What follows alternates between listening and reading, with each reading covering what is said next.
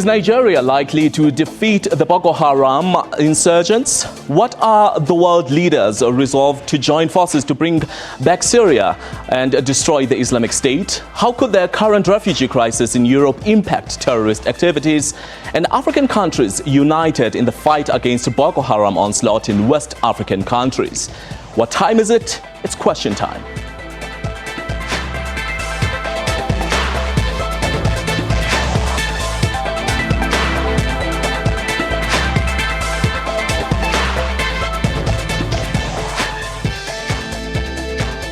Good evening to you and welcome to Question Time. I'm your host Siphiwo Nzawumbi, standing in for Mpho Tsedu. Now, French and Belgian police continue to raid the homes of suspected Islamist militants across the countries after last week's attack in Paris that claimed 129 lives. Prosecutors said one of the killers had been stopped and fingerprinted in Greece last month. This, of course, fueled speculations that the Islamic State had taken advantage of the recent influx of refugees fleeing the Middle East to slip militants into Europe. Meanwhile, a suspected Boko Haram attack in the Nigerian city of Yola on Tuesday evening has claimed the lives of 32 people and injured over 70 others. Now, a reminder that we're coming to you live in our Auckland Park studios in Johannesburg. Therefore, you can call us. The number is 089 110 4210, or if you're calling abroad, it's 002789 110 4210, or rather just go and find us on Twitter. The Twitter handle is @QuestionTime24.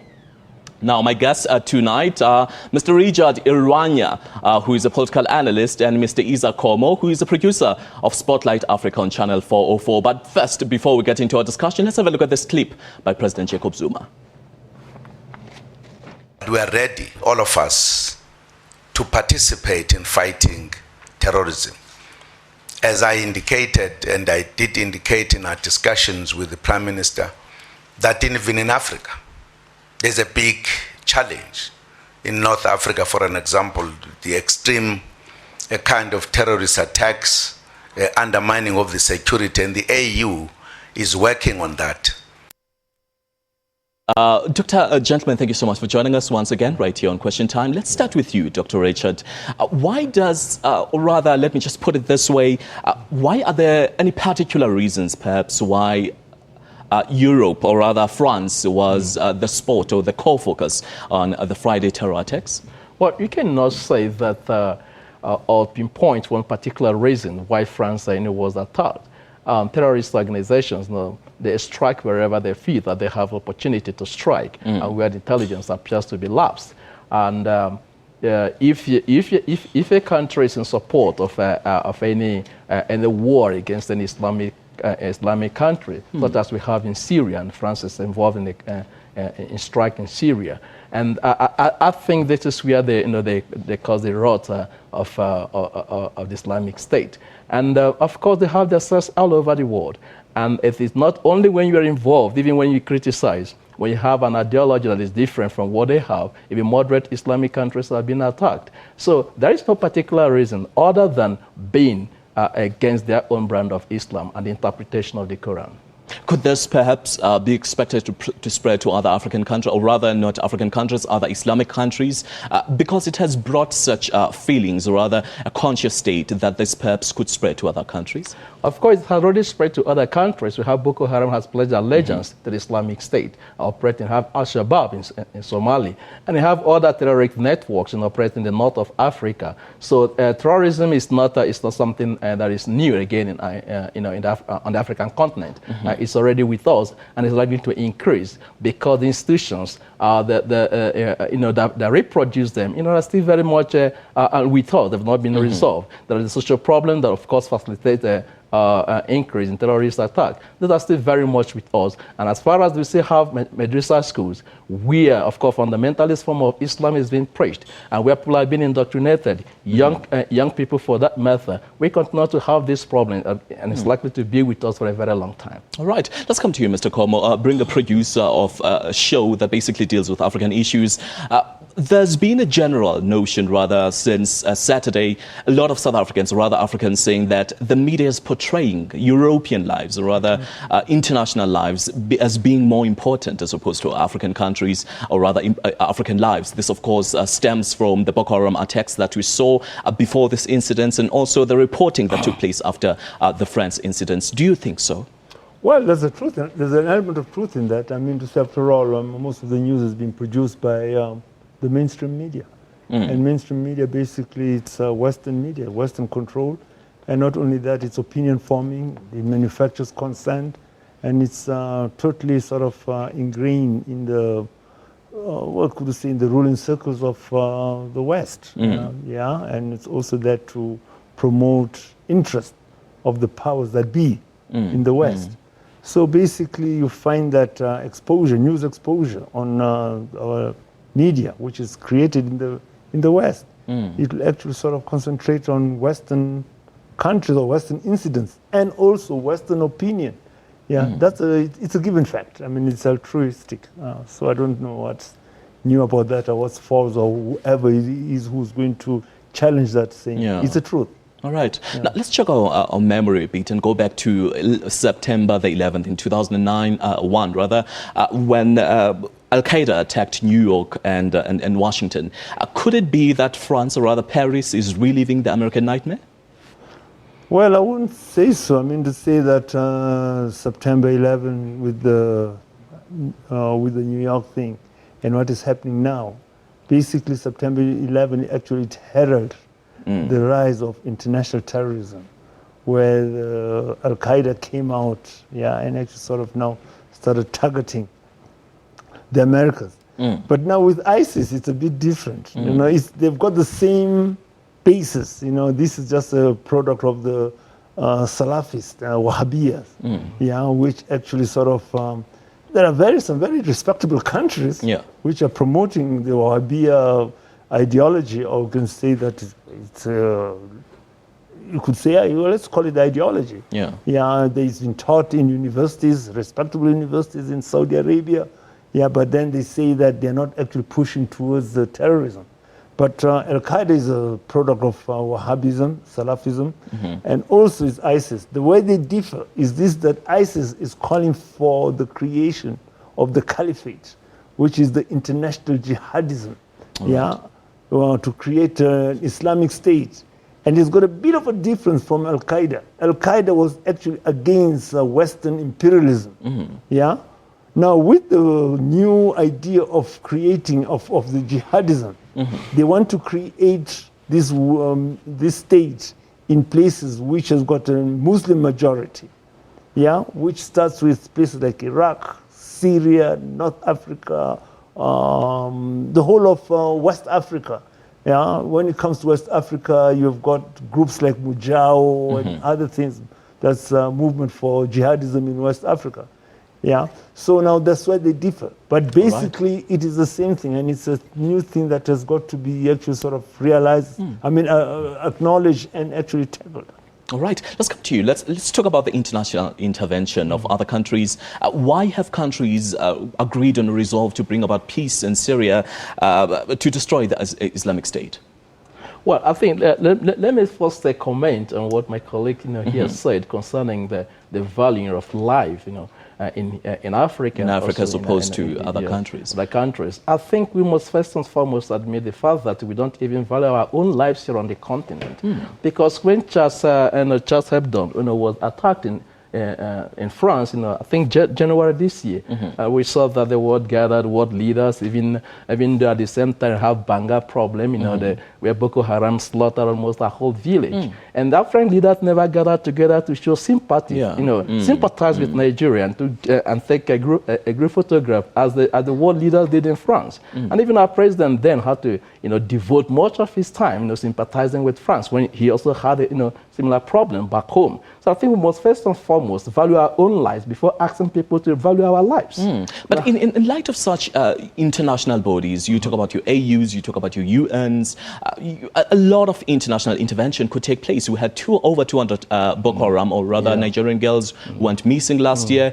There was a hashtag on social media that trended throughout the world, but then that also subsided. And then we had another issue. Why do you think, perhaps when it comes to world leaders taking charge and bringing about intervention on African issues, or rather terrorist attacks in Africa, why do you think there's such a delay?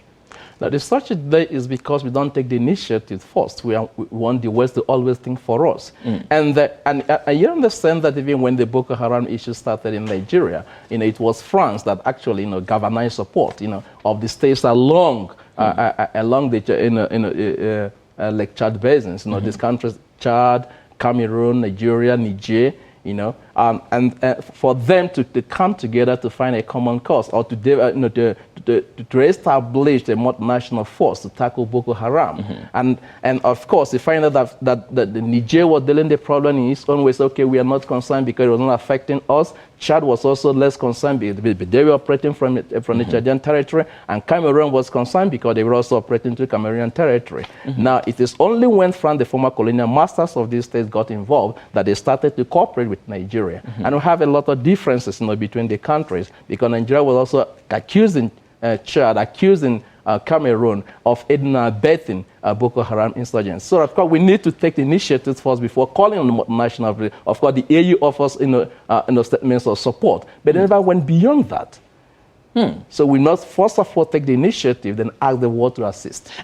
Talking about the intervention in Syria, do you believe that perhaps, like popular notion has been that this is a cause of the United States of America being afraid that this perhaps could penetrate into America? This is a way of them protecting themselves. That's why they're calling for allies to join? Of course, you find out that the United States believe that by projecting force outside its territory, it's also a form of defense, a domestic defense of its own security. All right. And of course, if they're able to stop groups like the ISIS in Syria, they will of course be able to stop the penetration of these terrorists into United States territory. But now now you find out that there seems to be disagreement between them and Russia, because Russia sees in Syria as Let's hold it right there for now, Dr. Richard. While you're still watching Question Time right here on SABC News Channel 44, the number you can dial to be a part of us right here in studio is 089 110 4210 or 002789 110 4210. Question Time will continue after this. Stay with us.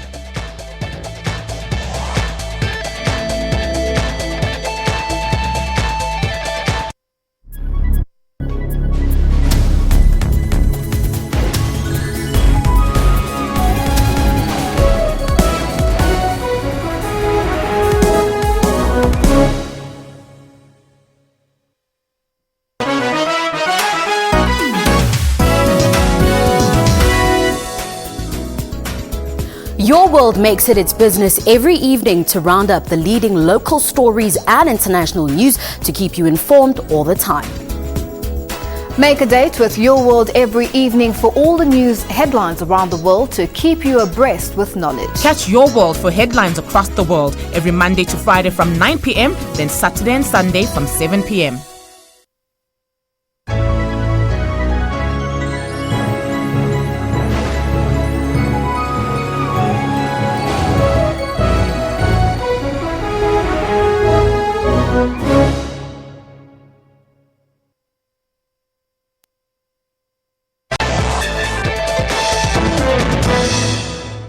Well, welcome back. You're still watching Question Time right here on SABC News Channel 44. Well, I said you can call us right in studio to be a part of our discussion. And right now I've got Dumelo who's calling us from the Northwest. Dumelo, welcome to Question Time.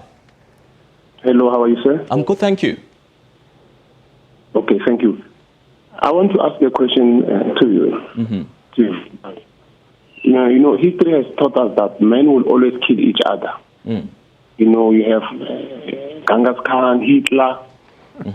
But what really puzzles me is that if we are so knowledgeable and so smart and, academics, Why do we keep on producing these guns and these devices and this technology that makes it easy for men to continue killing each other? If you look at Boko Haram, they have these cars. I don't know, Toyota. They have cars. They've got guns. If you look at all these groups, Hamas, Hezbollah, Al-Shabaab, all of them, they've got guns.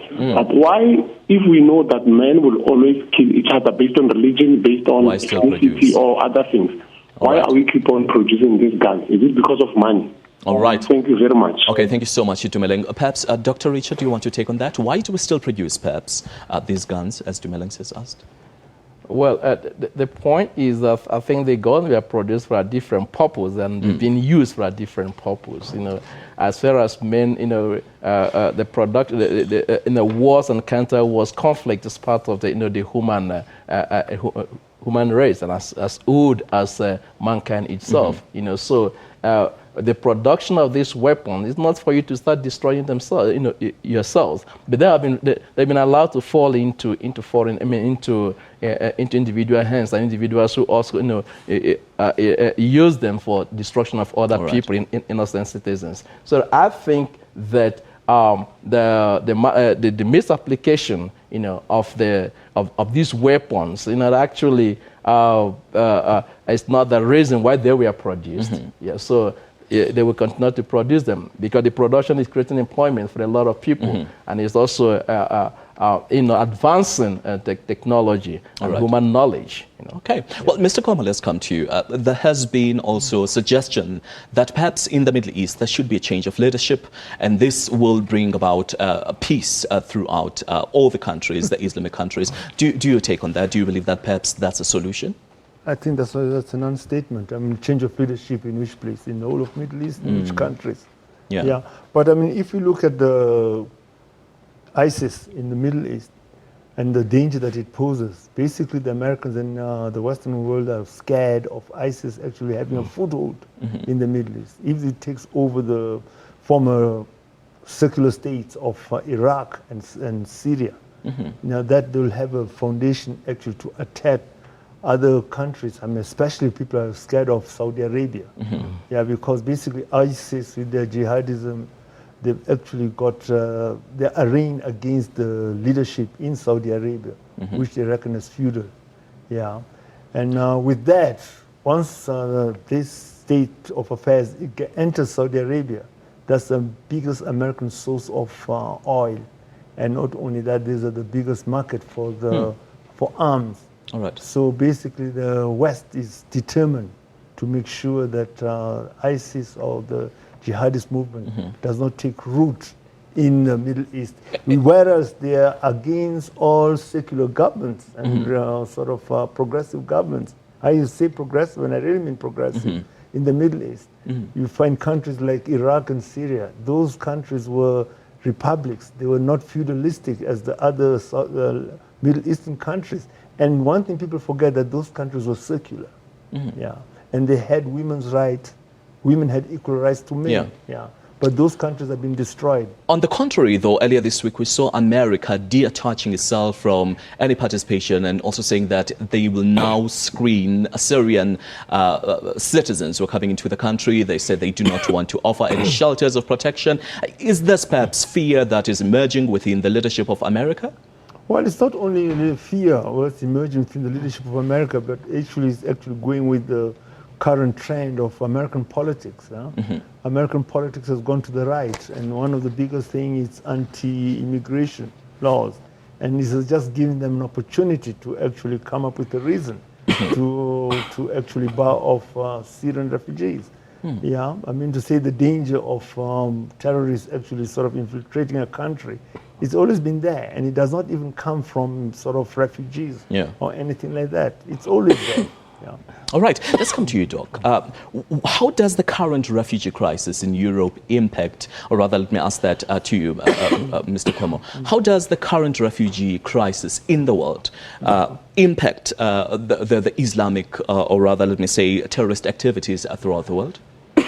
Well, I will not say. I mean to say that it's just given an opportunity for for ISIS or any other terrorist organization to smuggle their people. But it doesn't say that all the refugees are really sort of agents of ISIS. Yeah, it happens in any state of war, whereby with the movement of people, you actually get an opportunity to actually sort of, to the enemy actually smuggling his people. But then again, these are fears of the Europeans, and they're being used by politicians, right-wing politicians. Europe, the USA, they're actually sort of going through a phase of right-wing governments, anti-immigration, as I said, and also sort of, it's just a right-wing movement. It does not say that the terrorist institutions or terrorist organizations actually will be on the ascendancy with the refugee problem. They've got a very good way of actually solving this thing here with as far as refugees. I mean, in Europe, they've got a very good citizen or citizen identification process, which they can control the identify people coming in. Well, let's go and hear what Shabiru, who's calling us from Polokwane, has to say. Shabiru, welcome to Question Time. Thank you. Your question? Yes, I would like to know that in the Middle East, all this is happening in the Middle East. Don't you think the West have created this in the Middle East? How do they sort this problem out? Because they have created this whole problem in the Middle East. And now they don't want to take refugees in America, where they have created this problem amongst all these poor people that are suffering, the children that have died. Don't they have any sense? Don't they have humanity in them to take care of these people that they have created and throw them throughout the world? What do you all say about that? Okay, all right, thank you. That's Shabiru. Doc, do you want to perhaps take on that question? America bouncing responsibility? That's what Shabiru thinks. Well, I think that the caller was absolutely right. The United States played a part in what is happening in Syria today. And I think morality demands that they show some kind of responsibility by taking the refugees that are coming in. But having said that, let me also admit that the Islamic organizations, the terrorists, have also taken advantage of the refugee crisis by infiltrating both Europe and also maybe the United States. But then they are quite advanced countries, technologically, and the intelligence capabilities is also quite advanced. And they can deploy their technology, can deploy their expertise, intelligence gathering, analysis, and of course law enforcement.